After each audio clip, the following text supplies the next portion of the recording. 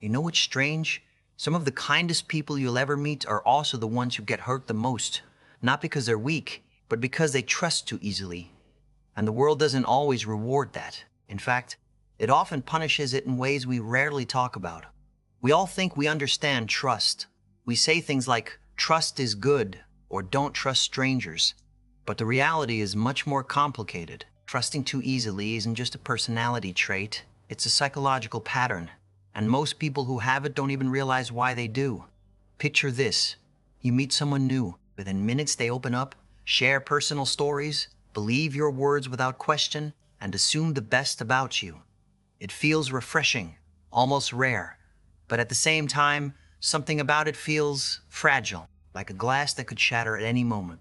Now imagine this pattern repeating over years. Friendships that start fast and end painfully.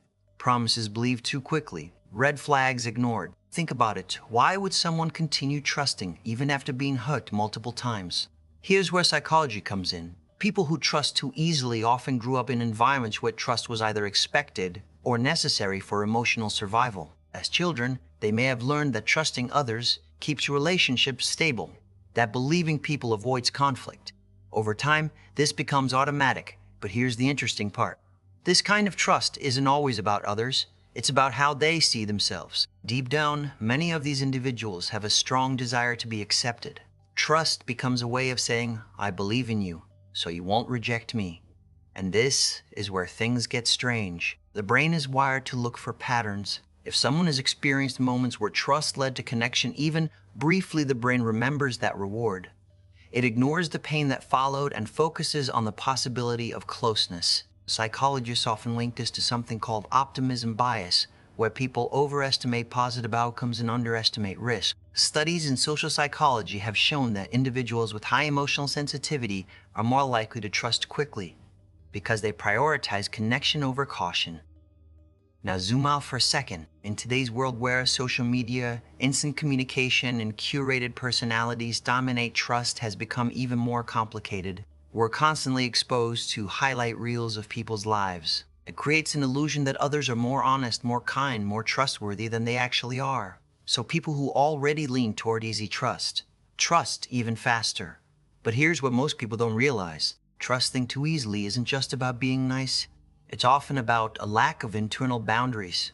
When someone doesn't clearly define what feels safe or unsafe, they rely on others to set the tone. And that's where things can go wrong. Because not everyone has good intentions.